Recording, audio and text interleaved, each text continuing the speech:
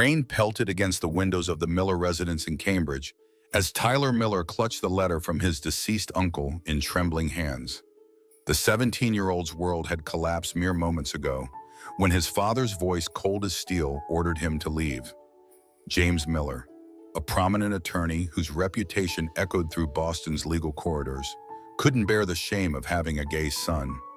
"I want you gone before dinner," James had said, his expression devoid of the love that once defined their relationship. Outside, rainbow flags fluttered across Boston, celebrating Pride Month with defiant joy. The irony wasn't lost on Tyler as he stuffed his North Face backpack with essentials, clothes, toiletries, and the precious letter from Uncle Michael, who had ended his life after facing similar rejection years ago. Night descended as Tyler settled on a bench in Boston Common, raindrops mingling with silent tears. The glittering skyline of Boston, once a symbol of possibility, now towered over him with indifference. Just yesterday, he'd been mapping his future senior year at Cambridge Academy, then MIT for design studies. A perfect life shattered by 3 honest words: "Dad, I'm gay." Shame and fear swirled within him like the storm clouds above. Yet beneath the pain flickered an unfamiliar pride. He had spoken his truth, refused to live behind the masks his father wore so comfortably. Tyler opened his uncle's letter, reading by the glow of streetlights. "Never apologize for who you are. The world may break your reflection, but the pieces still catch the light."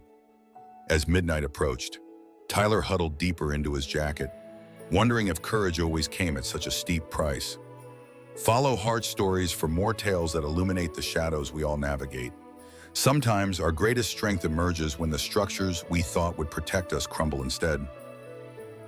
The Boston rain had settled into a steady drizzle by midnight, transforming the Common into a glittering canvas of reflected city lights.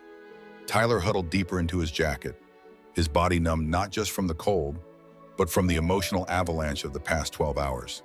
The vibrant pride decorations that adorned the city seemed to mock his current reality, homeless during the very month meant to celebrate people like him. A tall figure approached through the mist, expensive shoes splashing through puddles with purposeful strides. Alexander Reid paused at the sight of the teenager on the bench, his umbrella tilting slightly as he considered the scene. At 42, Alexander had built Reid Innovations into a Silicon Valley powerhouse, now expanding to Boston.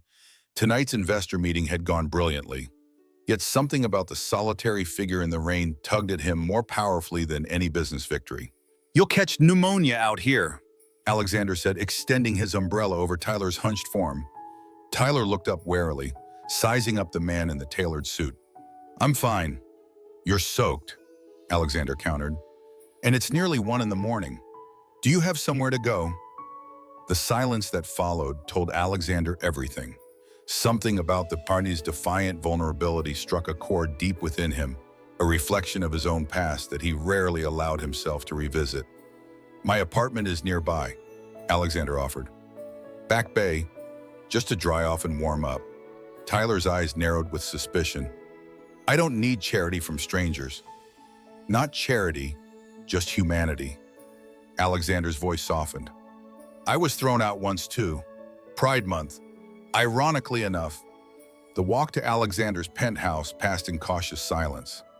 Inside, Tyler marveled at the minimalist luxury floor-to-ceiling windows framing Boston's skyline, modern furniture in muted grays and blues. Alexander handed him a towel and dry clothes before retreating to make tea. Over steaming mugs, Tyler gradually revealed fragments of his story. Alexander listened, his expression alternating between compassion and something deeper that Tyler couldn't quite identify. "Miller. James Miller is your father?" Alexander asked, his voice carefully controlled. Tyler nodded. "You know him?" Alexander's gaze drifted toward the window. "We were roommates at MIT, a lifetime ago." What Alexander didn't reveal was that James had been his first love, a relationship that had bloomed in whispered conversations and stolen moments before James had panicked, rejecting both Alexander and his own identity. The irony of history repeating itself wasn't lost on him. As days turned into weeks, they established a hesitant routine. Morning coffees at the Artisan Cafe on Newbury Street, afternoons exploring Boston's landmarks, the Freedom Trail, the Gardner Museum, Faneuil Hall. Tyler remained cautious, Alexander respectful. The penthouse became a temporary sanctuary, though Tyler insisted on contributing through small chores and cooking occasional meals. What bound them wasn't just circumstance, but unspoken recognition, two souls who understood what it meant to be dismantled by those who should have provided foundation. Yet neither spoke of James, the shadow that connected their stories across decades of silence. The revelation came unexpectedly on a humid July afternoon. Tyler was searching for a spare charger in Alexander's home office when he discovered a worn wooden box tucked behind design portfolios. Inside lay remnants of another live concert tickets, handwritten notes, and a Polaroid that stole Tyler's breath.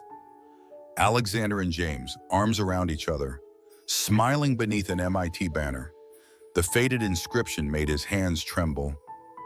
Forever, Jay. When Alexander returned from his meeting, Tyler was waiting, the photo placed deliberately on the kitchen counter between them. "You loved him," Tyler said. Not a question, but a statement. Alexander's composure faltered. 23 years ago, before he decided a normal life was worth more than authenticity. The truth unfurled between them like a flag unfurling in a gathering storm.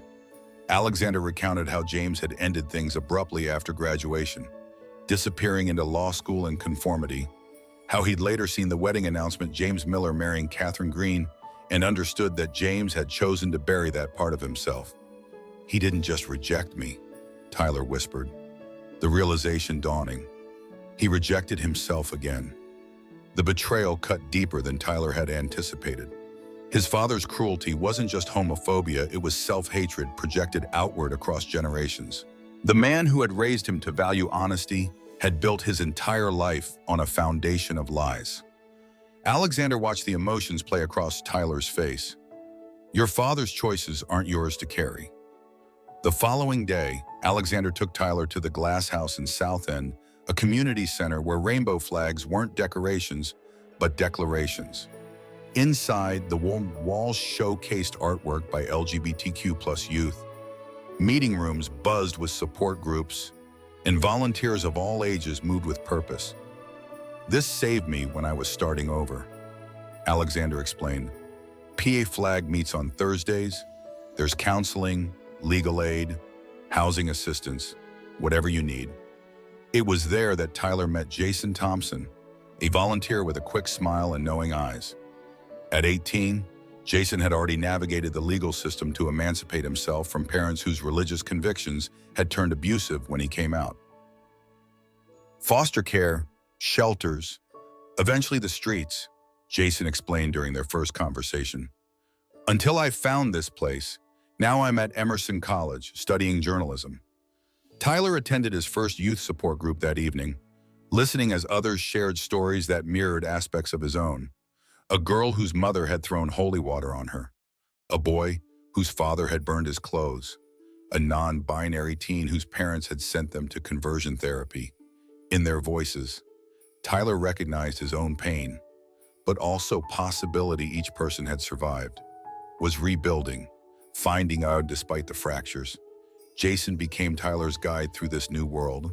Their friendship blossomed naturally, afternoons at the Boston Public Library studying, evenings exploring the city's queer-friendly spaces, a memorable night at Fenway Park where the Red Sox hosted Pride Night. Beneath the stadium lights, their hands brushed, lingered, and finally interlaced a quiet declaration neither rushed nor questioned. Meanwhile, Alexander introduced Tyler to the design team at Reid Innovations. Watching the teenager's eyes light up as he absorbed principles of UI, UX, and branding, Alexander recognized not just talent but passion that mirrored his own at that age. Tyler began spending afternoons at the office, learning software, shadowing designers, finding purpose in creation. What started as rescue had evolved into restoration, not just of safety, but of possibility. In each other's broken reflections, they were discovering how to reassemble the fragments into something new, something stronger at the mended places. The email arrived on a Tuesday morning, its sender name causing Alexander's coffee mug to freeze midway to his lips. James Miller. I know he's with you. Return my son immediately or face legal consequences for harboring a minor. Your predatory behavior will not go unpunished. The accusation sliced through Alexander with surgical precision, reopening wounds he'd thought long healed. When Tyler read the message, his face drained of color, then flushed with anger. He thinks he still owns me, Tyler said, hands trembling. After throwing me away like garbage. Within hours, Alexander had arranged a meeting with Sarah Martinez, a formidable attorney specializing in LGBTQ+ rights cases. Her office walls displayed framed newspaper articles chronicling her victories against discrimination, including one headline that caught Tyler's eye: Martinez wins landmark case against Miller and Associates. James fired me when I transitioned, Sarah explained, noting Tyler's questioning look. His firm settled rather than face a public lawsuit, but not before he made it clear that people like me didn't belong in his prestigious corridors. She outlined their options with precision. Massachusetts law required specific conditions for emancipation, financial independence, demonstrated maturity, and evidence that living with parents was detrimental to the minor's well-being. The process would be rigorous psychological evaluations, financial assessments, documentation of abuse or neglect. Your father has connections in the legal community, Sarah warned. This won't be easy. Boston Globe reporter Diana Chen entered the picture unexpectedly, approaching Tyler after a PFLAG meeting with compassionate determination in her eyes. I'm working on a series about LGBTQ+ youth homelessness, she explained. Your story could help others understand the crisis happening right under Boston's progressive veneer. Tyler hesitated, then agreed to an anonymous interview. The resulting article, Thrown Away: The Hidden Epidemic of LGBTQ+ Youth Homelessness in Boston, sparked public conversation and brought unexpected support for the Glass House. The most surprising development came in the form of a hushed phone call to Alexander's office. Catherine Miller's voice was tight with controlled emotion as she explained her position caught between her husband's rigid dogma and love for her son. I don't agree with James, she whispered, but he controls everything: our finances, our social circle, my entire life. I don't know how to stand against him. The preliminary hearing arrived on a sweltering August morning. James strode into the courtroom, radiating confidence, his expensive suit and commanding presence drawing all eyes. Tyler sat beside Sarah, shoulders back despite the anxiety churning within him. Alexander waited in the gallery, his presence both support and catalyst. James's attorney painted Alexander as a predator who had taken advantage of a vulnerable minor during a typical parent-teen disagreement. He portrayed Tyler as confused, manipulated, rebellious, a child incapable of making life-altering decisions. When Sarah rose to speak, her voice was steel-wrapped in silk. This case is not about a teenager's whim. It's about survival. Mr. Miller didn't ask his son to do his chores or improve his grades. He made homelessness the price of honesty. The turning point came when Holmes took the stand, his composure cracking slightly as Alexander's presence registered. His testimony stressed family values, parental authority, and concern for Tyler's future. As his father, I have the right to guide him away from choices that will harm his prospects, James insisted. Like the choices you made at MIT, Sarah asked innocently. The courtroom stilled as James's face paled. Sarah produced a sworn affidavit from Alexander detailing their relationship not as evidence of James's sexuality, but of his pattern of emotional abuse stemming from self-loathing. Judge Loretta Washington, known for her fair-minded approach to family law, ordered a 30-day evaluation period with independent assessments of Tyler's situation. The court-mandated mediation session that followed was a tableau of contained fury, James refusing to look directly at either Tyler or Alexander, a social worker documenting every exchange. I did what any father would do, James insisted. Our family has traditions, expectations. Tyler needs guidance, not encouragement to embrace a lifestyle that will only bring him pain. Tyler, who had remained silent through most of the session, finally spoke. The only pain in my life came from pretending to be someone I'm not. just like you've done for 23 years. Dad, the words hung in the air between them, truth finally given voice after decades of silence. Sign the papers, Tyler said quietly. Let me go. We both know you already did. Yeah, I know. The judge's final ruling came on a crystal clear September morning. Tyler's emancipation granted with conditions that respected both his independence and ongoing development. He would maintain his education, continue counseling, and provide quarterly updates to the court until his 18th birthday. James received the decision with uncharacteristic silence. His usual commanding presence diminished as he stared at the signature that legally severed his authority over his son. He left without speaking, his retreating footsteps echoing through the courthouse corridor. Catherine approached Tyler afterward, her eyes brimming with unshed tears. "I should have protected you," she whispered, pressing something into his hand, a small key to their home. "When you're ready, if you're ever ready, this is still yours."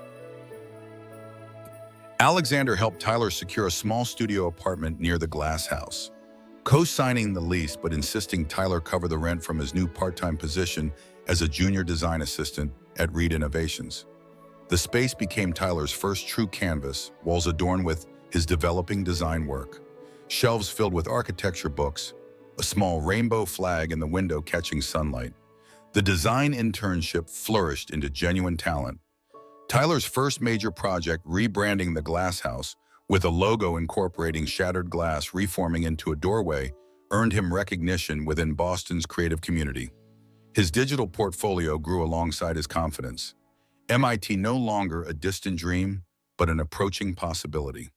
Jason became a constant in Tyler's rebuilt life. Their relationship deepened beyond initial attraction into genuine partnership study sessions at Boston Public Library, weekend explorations of hidden city corners, quiet evenings discussing dreams neither had dared voice before. In Jason's journalism, Tyler found inspiration. In Tyler's designs, Jason found new ways to tell important stories. Summer ripened into fall, bringing the 10th anniversary celebration of Obergefell versus Hodges, the Supreme Court decision that had legalized same-sex marriage nationwide. Tyler and Jason joined volunteers from the Glass House to create a massive mural across the community center's exterior wall, a timeline of LGBTQ+ history with empty space at the end, waiting for future victories to be added. Alexander found his own healing path, cautiously beginning to date Michael Chen, a Harvard professor whose gentle wisdom and sharp wit gradually softened the protective barriers Alexander had maintained for decades. They often joined Tyler and Jason for dinner, the four creating a chosen family bound by understanding rather than blood. On a crisp October evening, Tyler spotted a familiar figure observing the completed mural from across the street. James, standing motionless, eyes fixed on the colorful depiction of struggle and triumph. Their gazes met briefly, no words exchanged, but something indefinable passed between them. Not forgiveness, perhaps, but acknowledgement. Tyler's online support group for rejected LGBTQ+ youth grew beyond Boston, connecting young people across the country with resources, encouragement, and the simple reassurance that survival was possible. Diana Chen's follow-up article, From Shattered to Whole, How One Teen Built a New Life After Rejection, brought national attention to both the issue and Tyler's emerging advocacy. 1 year after that rainy night in Boston Common, Alexander and Tyler returned to the bench where they had first met, now painted in rainbow colors as part of a community art initiative. It symbolized transformation of pain into purpose. Alexander handed Tyler an envelope containing MIT's acceptance letter and scholarship offer specifically for LGBTQ+ students with exceptional creative potential. "Family isn't always who raises you," Alexander said as they watched the sunset paint Boston's skyline in gold. "Sometimes it's who sees you when others look away." Tyler nodded. Understanding the journey wasn't finished, but fundamentally altered. The fragments of his reflection had reformed into something new, not perfect, but authentic, strong at the broken places. What would you do if you had to choose between living your truth and keeping your family? Have you ever found connection in unexpected places when traditional support systems failed? Share your story in the comments and remember that your authentic voice matters. Follow Heart Stories for more journeys of courage, identity, and finding home in the most unexpected reflections.